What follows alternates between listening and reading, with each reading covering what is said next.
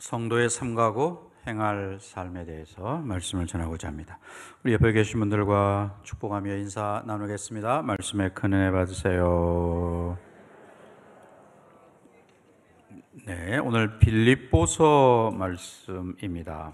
빌립보서는 아시는 대로 옥중서신, 바울이 감옥에서, 로마의 감옥에서 쓴 편지이기도 하고요. 또 특별히 이 빌립보 교회가 여러 가지 문제가 있었습니다. 그 문제에 대해서 해결하는 그런 편지이기도 하고, 또 그 문제를 진단하고 치료해 주는 그런 소위 그 진단서와 같은 또는 처방전 같은 그런 서신이라고도 할 수 있습니다. 감옥 안에 있는 로마의 감옥에서 이 편지를 쓰고 있다. 그것도 감옥 밖에 있는 빌립보 교회 성도들에게 보내고 있다라는 것을 염두에 두면 되겠습니다. 빌립보 교회는 원래 우리가 아는 대로 사도행전 16장 6절 7절에 보면 사도 바울은 원래 소아시아를 가기를 희망했습니다. 소아시아, 오늘날 터키 지방. 그런데 성령께서 막으시고 가지 못하게, 대신에 바울이 밤에 환상 중에 마게도니아 사람이 건너와서 우리를 좀 도와달라, 이렇게 환상을 보게 됩니다. 그래서 이제 소아시아로 가던 발길을 돌려서 마게도니아 지방, 그리고 그 마게도니아 지방의 첫 성이 바로 빌립보였습니다. 그 아시아와 유럽을 연결시키는 아주 중요한 곳이기도 하고, 또 군사도로, 비아 에그나티아라고 그래서 이 군사도로가 지나가는 아주 특별한 그런 지역이죠. 그러니까 굉장히 로마 정부에서 볼 때도 굉장히 중요하게 생각되는 그런 지역이란 말입니다. 바울이 그곳에 가서 이제 자주 장사를 하는 루디아를 만나게 됐고, 그 루디아에게 복음을 전해서 그 집에서, 루디아의 집에서 이제 소위 그 가정교회가 시작이 된 거지요. 그 한 가정에서 시작됐지만 그 교회가 사실은 유럽에서 최초로 세워진 그런 교회가 된 것입니다. 또한 동시에 이제 감옥의 간수로 있었던 그 간수가 바울을 만나서 회개하게 되고, 그 가족이 함께 세례를 받고 구원을 얻는, 그래서 빌립보 교회의 구성원이 되는 그런 일도 있었습니다. 그래 이 빌립보 교회는 이방인들이 주로 줄을 이루는 그런 교회였습니다. 그 교회가 가정교회지만 점점 성장하고, 또 어려운 가운데서도 힘껏 바울의 선교 사역을 돕는 그런 일들을 한 것이죠. 그래서 바울이 감옥에 있지만 이 빌립보 교회를 생각할 때마다 기쁨이 있는 거예요. 편지를 쓸 때가 빌립보 교회를 세운 지 한 10년쯤 지난 뒤입니다. 빌립보 교회가 AD 51년경에 세워졌으니까 이 편지는 로마 감옥에 있던 61년부터 63년 사이에 감옥에서 편지를 썼으니까 한 10년 뒤쯤 편지를 지금 쓰고 있는 거예요. 그런데 그 편지를 쓸 당시에 빌립보 교회가 여러 가지 어려움이 있었습니다. 가난하고, 교회 자체가 가난하고, 그 다음에 교회가 핍박을 받고 있었고, 또 더군다나 그 안에, 빌립보 교회 안에 내분이 있었다라는 것입니다. 황제 숭배, 로마의 황제가 신이다 라고 하는 이것도 힘들고, 또 그 빌립보 지역의 사람들이 성적으로 타락하고 세속화되다 보니까 신앙을 지키는 것도 쉽지 않고, 당연히 빌립보 교회 성도들은 핍박을 받고 또 왕따가 되고 이렇게 되었습니다. 그런데 또 문제는 그 빌립보 교회 안에 문제가 있었어요. 소위 유오디아파하고 순두계파로 나뉘어져서 분란을 겪고 있었습니다. 빌립보 4장 3절에 보면 바울이 이런 표현을 쓰죠. 또 참으로 나와 멍에를 같이 한 내게 구하노니. 그 동역자에게 지금 쓰는 편지인데 그 두 여인을 뭐라고 표현하고 있냐면 복음에 나와 함께 힘쓰던 저 여인들이라고 표현하고 있죠. 그 저 여인들이 유오디아와 순두계다라는 것입니다. 그 두 사람이 정말 교회 안에서 영향력 있는 리더급의 두 사람이 뭔지 모르지만 정확하게 원인은 뭐 때문에 두 사람이 싸우는지에 대해서는 여기 나와 있지 않습니다. 학자들은 혹시 리더십 헤게모니 싸움일까? 아니면 신학적인 견해 차이가 있을까? 또는 두 사람 사이 어떤 개인적인 감정 때문에 그러한 거냐? 아무튼 명확하게 나와 있지 않습니다만, 그래서 그 당시에 빌립보 교회를 담임하고 있었던 에바브로디도에게 유오디아와 순두계를 도와서 주 안에서 같은 마음을 품고 하나 되도록 해라, 이런 이야기를 하고 있는 상황에서 지금 이 편지를 쓰고 있다라는 것을 염두에 두고 오늘 말씀을 여러분 보시면 되겠습니다. 자, 1절 말씀을 우리 함께 읽습니다. 끝으로 나의 형제들아, 주 안에서 기뻐하라. 너희에게 같은 말을 쓰는 것이 내게는 수고로움이 없고 너희에게는 끝으로 이렇게 표현하는데, 그럼 이게 마지막이냐 그런 말은 아니고, 왜냐하면 다음에 또 4장이 나오기 때문에 끝으로라는 말은 새로운 주제를 이야기하기 위해서라고 하는 것입니다. 그 디모데와 에바브로디도에게 2장에서 이야기했다면 이제 그걸 좀 바꾸어서 빌립보 교회 성도들을 나의 형제들아, 이렇게 바울이 부르고 있어요. 그 나의 형제들아, 주 안에서 어떻게 하라고요? 기뻐해라 라는 말을 쓰고 있습니다. 지금 빌립보 교회가 여러 가지 어려움 가운데 있다고 했죠. 근데 빌립보는 기쁨의 서신이라고 우리가 말하잖아요. 또 아까 처방전이라고 혹은 치료 내용을 소개하는 거라고 말씀을 드렸다면, 이 기쁨이 주 안에서 기뻐하는 것이 바로 그런 모든 어려운 문제들을 이겨내는 비결이다라는 말이 되는 것이고, 그 주 안에서 누리는 기쁨은 세상 사람들이 갖는 기쁨과는 다르다. 세상 사람들은 소유가 좀 많아졌다든지 아니면 또 지위가 좀 높아졌다든지 뜻한 바를 이루었다든지 이런 것 때문에 기뻐하는 그런 거라면, 여기 주 안에서 기뻐한다라고 하는 것은 이 기쁨이 주님이 주시는 거구나 라고 우리가 깨닫는 것이고, 또 하나는 이게 주님으로 인해서 기뻐하는구나, 예수님 때문에 내가 기뻐하는구나 라고 하는 그런 말이기도 한 것이죠. 그래서 바울은 이제 2절 이하에서 계속 이야기하는 그 거짓 교사들, 유대인 율법주의자들 이런 사람들에 대해서 경계의 말을 하는 그거에 대해서 2절에 같은 말이라는 표현을 쓰고 있어요. 이 같은 말을 쓰는 거, 내가 경계해라, 주의해라 이런 말을 쓰는 것이 내게는 수고로움이 없고, 이거 수고스러운 일이 아니다. 그 당시에 편지 쓰는 것은 굉장히 수고스러운 일이죠. 글자 하나 틀리면 오늘날처럼 쉽게 썼다 지웠다 이렇게 할 수 있는 것도 아니고, 또 양피지에 양가죽에다가 써야 하는 일이기 때문에 굉장히 조심스러운 그런 일입니다.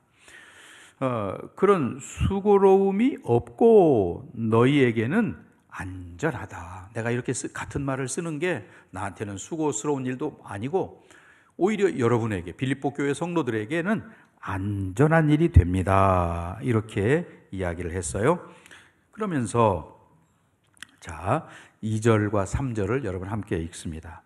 개들을 삼가고 행악하는 자들을 삼가고 몸을 상해하는 일을 삼가라. 하나님의 성령으로 봉사하며 그리스도 예수로 자랑하고 육체를 신뢰하지 아니하는 우리가 곧 할례하라.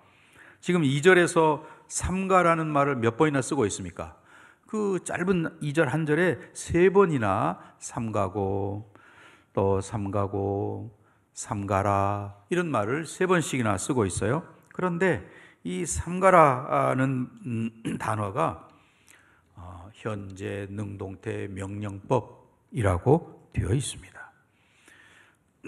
그 첫 번째가 개들을 삼가고 거짓 교사들 혹은 율법주의자들을 개들이라고 표현하고 있어요.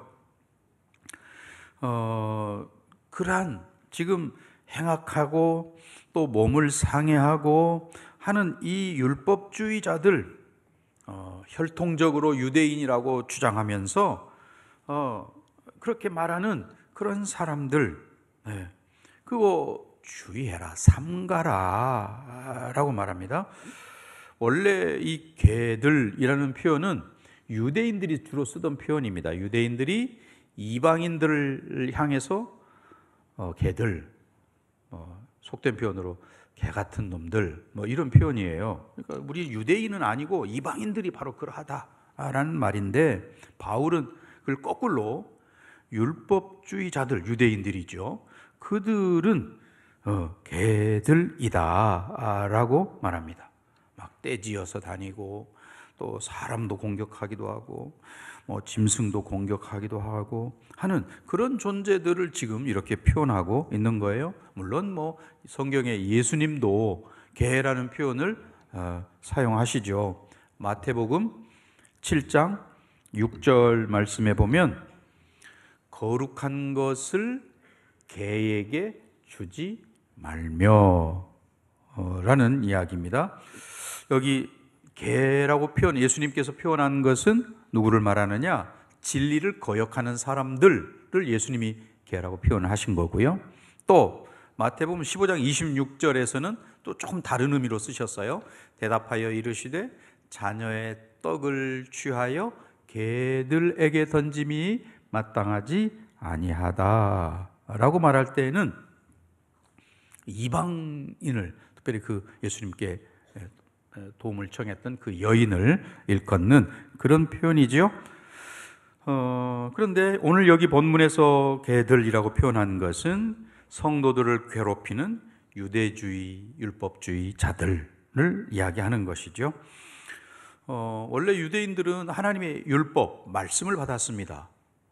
특별한 일이죠. 아무에게나 허락하지 않는 율법을 그들에게 주었습니다.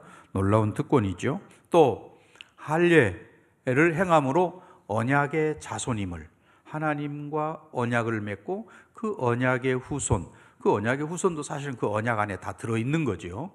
그 언약의 후손임을 나타내는 상징으로 난지 8일 만에 할례를 하도록, 그래서 언약 백성이야, 너희는 구별된 언약 백성이다 라고 하는 그런 의미로 할례를 행하도록 하셨습니다. 그러니까 할례의 그 진짜 의미는 내가 언약의 백성이구나, 할례 받은 하나님의 사람이지, 그래서 거룩하게 순결하게 살아가도록 하기 위해서 할례를 하도록 하신 거죠. 할례를 받았느냐 안 받느냐 이게 중요한 게 아니고 할례 받은 백성으로 살아가느냐 아니냐라고 하는 것이죠. 그런데 유대인들은 야, 우리는 율법을 가지고 있지, 또는 할례를 받는 민족이야 라고 하는 하나님 주신 복과 은혜와 또 특권과 이런 것들을 완전히 소위 그 특권 의식으로 만들어 놓아버린 거죠. 우리는 선택받은 민족이다. 하나님의 은혜와 복은 우리에게만 있는 거지 이방인들에게는 해당되지 않는다 라고 이렇게 이야기하는 것이죠. 그 2절에 말하는 삼가고 삼가하고 삼가라 라고 하는 거기에 대한 반론으로 어떻게 하느냐, 3절 다시 읽습니다. 하나님의 성령으로 봉사하며 그리스도 예수로 자랑하고 육체를 신뢰하지 아니하는 우리가 곧 할례받아. 유대인들은 자기 몸의 할례를 행하는 것을 자랑 삼아서 우리는 할례받은 민족이다 이렇게 말하는데, 바울은 지금 그걸 그렇게 해석하지 않습니다. 성령으로 뭐하고요? 봉사하며 그리스도 예수로 자랑하고 또 육체를 신뢰하지 않는 자, 이 사람이 진짜 할례받은 사람이다 라고 말하는 거예요. 아브라함을 부르시고 하나님께서 유대 민족을 하늘의 별과 같고 땅의 모래알 같도록 택하신 그 의도와 뜻은 뭐가 있을까요? 그 먼저 아브라함을 택해서 아브라함과 언약을 맺으시고 그를 하나님의 자녀 삼으실 때에는 그의 구별된 아브라함의 삶을 보고 이삭을 바치고 하나님이 가라 하시면 가고 서라 하면 서고 하는 그 아브라함의 삶을 보고 이 땅에 살면서 어떻게 인생을 살아가야 하는가라고 하는 것을 알고, 또 하나님께서 그에게 직접 말씀하심으로 하나님의 말씀을 듣고 따라가는, 또 할례를 자자손손 행하라, 그 할례를 행하여 하나님의 언약 백성임을 기억해라, 이렇게 하셨어요. 그러니까 복의 근원이 되고 축복의 통로가 되도록 이렇게 아브라함을 부르신 거란 말입니다. 그런데 만약에 아브라함이 그 본질, 하나님의 부르심의 본질을 잊어버리고 하나님이 주신 복, 장대하게 되는 그 복을 특권의식으로 이렇게 가지고 있다면 문제가 있는 거죠. 근데 유대인들은 바로 그렇게 해버렸다는 것입니다. 그래서 그런 일을 삼가라. 네. 하나님의 은혜와 복을 저와 여러분도 받은 줄 믿습니다. 그때 받은 저와 여러분 마음속에 뭐가 있어야 돼요? 우리는 하나님께 빚진 자구나. 복을 받을 자격도 없고 하나님의 은혜와 축복을 누릴 그런 아무런 자격이 없는데 하나님께서 그냥 값없이 아무런 자격을 따지지도 않고, 또 나는 내 공로가 없는데 공로도 없이 이런 귀한 은혜를 받았기 때문에 우리는 내가 받은 그 복을 내가 가지고 있는 특권의식으로 가지고 있는 그런 데 머무르지 않고 이웃을 복되게 하고 나로 말미암아 그들에게 축복이 흘러가게 만드는 그런 책임이 나에게 있구나, 이렇게 생각해야 된다는 거예요. 그런데 지금 유대 율법주의자들은 그렇게 하지 않았습니다. 그래서 그들은 행악자들이다, 이렇게 표현을 하고 있는 거예요. 하나님 말씀을 가지고 있고 말씀을 지키고 또 스스로 선행을 하고 있다, 자기들은 그렇게 생각할 수 있을진 몰라도 이 사도 바울의 평가는 너희는 악을 행하는 데 열심인 그저 행악하는 자들, 말씀을 가지고 있고 말씀을 들었는지는 몰라도 또 겉으로 보기에는 말씀대로 사는 사람처럼 보일진 몰라도 심지어는 옷깃에다가 하나님 말씀을 새기고 다녔으니까, 또 집에 문설주에도 하나님 말씀이 들어있는 메주자를 달아놓고 거기에 들어갈 때마다 키스하고 나올 때 또 뽀뽀하고 이렇게 하는 그런 삶을 보이니까 그런지는 몰라도 정말 그들의 중심이 어떠하냐, 말씀을 행하고 순종하는 것이 아니라 결국은 행악하는 자들일 뿐이다. 네. 스스로 성경을 가지고 있고 말씀을 준행하고 선을 행한다고 믿고 있지만 그러나 행악자들일 뿐이다. 바울은 그렇게 평가하는 것입니다. 물론 도덕적으로 혹은 윤리적으로 행하지는 않았을 거예요. 오히려 더 거룩하게 산다고 하고 노력하고 하니까. 그런데 그들 안에 말씀대로 산다고 하면서도 공동체 안에 불리함이 있고 다른 사람들을 개처럼 여기고 있고 또 그렇게 하는 그들의 그 태도는 성경적이 아니다 라고 말합니다. 그래서 그런 개들을 삼가고 행악하는 자들을 삼가고, 또 세 번째는 몸을 상해하는 일을 삼가라. 몸을 상하게 하는 거, 여기 몸을 상하게 하는 것은 할례를 말하는 겁니다. 할례를 행하는 것을 몸을 상하게 하는 것, 이렇게 이야기하는데, 지금 바울이 이걸 지금 소위 비꼬아서 이야기하는 거예요. 그 몸을 상하게 한다, 살점을 떼어내고, 난지 8일 만에 남자의 생식기에 살점을 떼어내는 이거 그냥 살점 떼어내는 거에 불과하지 아무런 의미가 없어. 그런 사람들 삼가해라. 몸을 상하게 하는 것에 불과한 그런 사람들, 아무짝에 쓸모없는 것을 행하고 있을 뿐이다. 마음의 할례는 마음의 할지니라. 마음의 할례를 받는 것이 중요하다. 종교 행위에 익숙한 것이 신앙인이라고 말하지 않는 것처럼, 교회를 다니고 또는 직분을 가지고 있고 오래 신앙생활하고 했다고 해서 다 신앙인이 아니라는 거죠. 진짜 마음에 변화가 있느냐, 마음의 할례를 받았느냐. 할례는 몸에 하는 게 아니고 마음에 하는 거다. 중심이 하는 거다. 중심이 변하면 언어가 달라지는 거고 삶의 태도가 달라질 수밖에 없는 거죠. 자, 그렇게 되면 3절에 하나님의 성령으로 뭐 하고요? 봉사하며. 여기 봉사하며라는 말은 원어에서 보면 예배하며로 바꿀 수 있는 단어입니다. 레이투르기아. 자기 육체를 자랑하지 않고 그리스도를 자랑하는 사람, 그 사람이 진짜 예수 믿는 사람이다, 이렇게 말합니다. 성령으로 예배하고 예수를 자랑하고 자기 육체를 자랑하지 않는 사람이 진짜 그리스도의 사람이다. 그러한 사람이 드리는 예배가 진정한 예배, 즉 봉사, 성령으로 하는 봉사이다 라고 말하는 것이죠. 오늘 저와 여러분이 이러한 정말 3절과 같은 이러한 삶을 살아야 된다라는 거죠. 그래서 바울은 그 삶에 대한 이야기를 하기 위해서 4절부터 6절까지 자기 자신의 간증을 이야기하고 있는 거예요. 4절부터 6절을 우리 함께 읽습니다.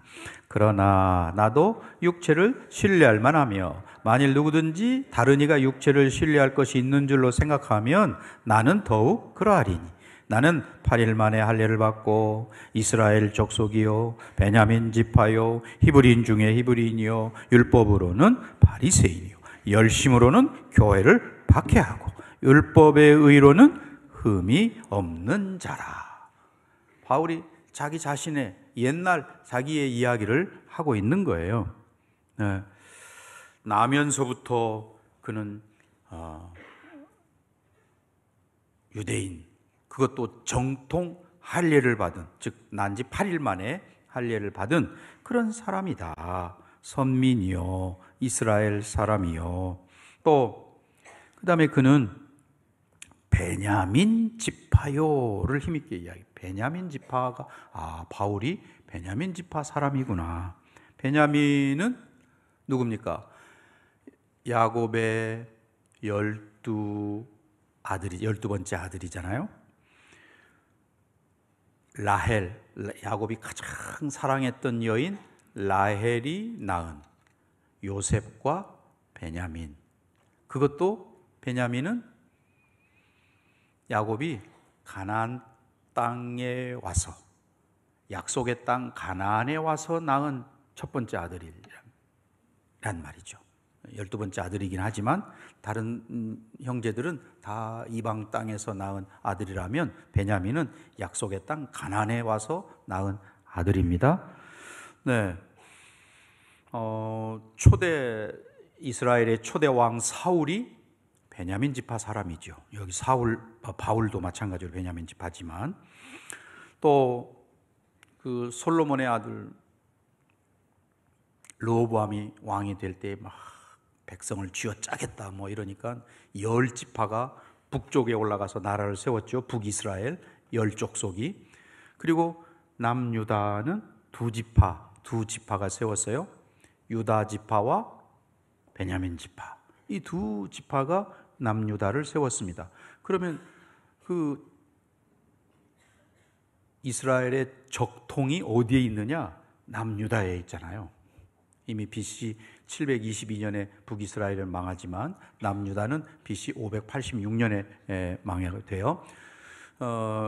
아무튼 다윗의 위가 바로 그 유다 지파에게 있단 말이죠. 그러니 정말 자랑할 것이 많은 그런 지파가 유다 지파라는 것입니다.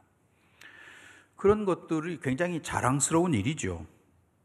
또 뭐라고 이야기합니까? 그는 히브리인 중에 히브리인, 율법으로는 바리새인, 바리새파 사람이다. 바리새파 사람들은 율법을 연구하고 율법대로 준수하려고 하고 하는 사람들 아니에요? 그러니 그런 순수 혈통, 순혈 그런 이야기고, 그 다음에 6절에 열심으로는 교회를 뭐 했어요? 박해하고. 즉, 아니, 이 예수를 따르는 저 무리들, 저 그리스도가 뭐 메시아라고 말하는 그 엉뚱한 무리들을 유대인의 입장에서 보면 완전히 이단이니까 그 잡아 죽여야 된다 생각했던 그런 모습이었다. 자기가 그랬다는 거예요, 과거에. 하지만 지금은 어떠하냐? 7절 같이 읽습니다. 그러나 무엇이든지 내게 유익하던 것을 내가 그리스도를 위하여 다 해로 여길 뿐더러. 8절에 또한 모든 것을 해로 여김은, 그 다음에 내 주 그리스도 예수를 아는 지식이 가장 고상하기 때문이다. 그런 육체적인 자랑거리, 4절부터 6절까지 말하는 육체적인 자랑거리가 있음에도 불구하고 나는 이제 그거 아무것도 아닌 것으로, 배설물로 여긴다, 해로 여긴다. 네, 해로 여기고 있다. 여긴다, 이 단어도 사실은 굉장히 의미 있는 단어, 원문에 보면 현재 분사로 쓰여 있습니다. 그때 그렇게 여겼을 뿐만 아니라 계속해서 지금도 그렇게 여기고 있다라고 하는 그런 의미죠. 그 가치관이 지금도 계속되고 있다. 처음 예수 믿을 때만이 아니고 지금도 계속 그러하다라는 놀라운 변화, 삶의 변화, 인식의 변화, 태도의 변화가 그에게 일어났음을 이제 7절에서 이야기하고 있는 것이고요. 그래서 8절에 말한 대로 가장 중요한 것은 뭐냐? 예수 그리스도를 아는 지식이 가장 고상하다. 그전에는 뭐 가말리엘 문화에서 세상 학문을 공부하고 세계 최고의 그런 석학 밑에서 공부한 것이 자랑거리였다면, 이제는 예수 그리스도를 아는 것. 이 안다는 말은 지식적으로만 아는 게 아니잖아요. 인격적으로 알고 체험적으로 알고 또 개인적으로 아주 친밀하게 아는 것을 말합니다. 예수님을 그렇게 알았다. 물론 다메섹 도상에서 직접 예수님을 만났죠. 또 아라비아 광야에 들어가서 3년 동안 계속해서 묵상하고 훈련하고 하는 일들을 했죠. 아무튼 예수 그리스도를 아는 것이 가장 고상하다라고 말하고 그것을 자랑거리로 생각하고 있다는 것입니다. 오늘 저와 여러분이 바로 그래야, 예수 그리스도를 아는 지식이 이게 가장 고상하구나. 세상에 뭐 이런 여러 가지 지식도 물론 필요하겠죠. 살아가는 데 필요하고, 세상 지식 많이 알면 알수록 세상을 그렇게 다른 사람보다 편리하게 또 살 수 있겠지만, 그러나 바울은 그 모든 것들은 다 뒤로 하고 예수 그리스도를 아는 지식이 가장 중요하고 나에게 가장 고상한 최고의 가치다라고 이야기를 하고 있습니다. 자, 그래서 제가 10절, 여러분이 11절을 읽겠습니다. 내가 그리스도와 그 부활의 권능과 그 고난의 참여함을 알고자 하여 그의 죽으심을 본받아.